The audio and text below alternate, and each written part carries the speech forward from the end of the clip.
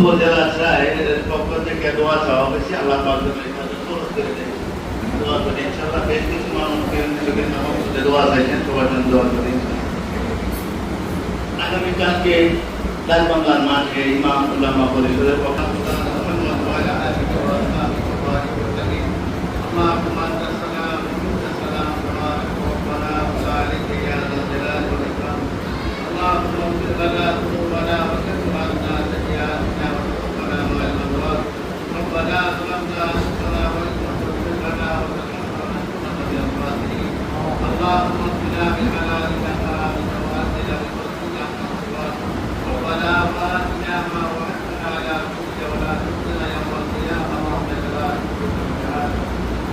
মেহরবানি করে আমাদের সমস্ত ইবাদতটাকে কবুল আর মঞ্জুর করে দেন।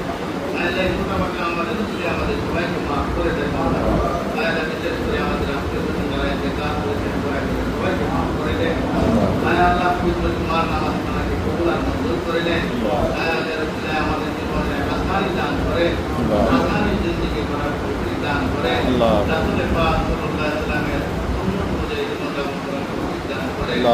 যারা দোয়া চেয়েছেন প্রত্যেকের দিনের নেক মাকাসিদগুলো পুরা করে দেন। আল্লাহ মালিক করে জেলা হওয়ার জন্য যে আন্দোলন করতেছে মওলাই কারীম আপনার পক্ষ থেকে রহমত আর বরকত দান করে।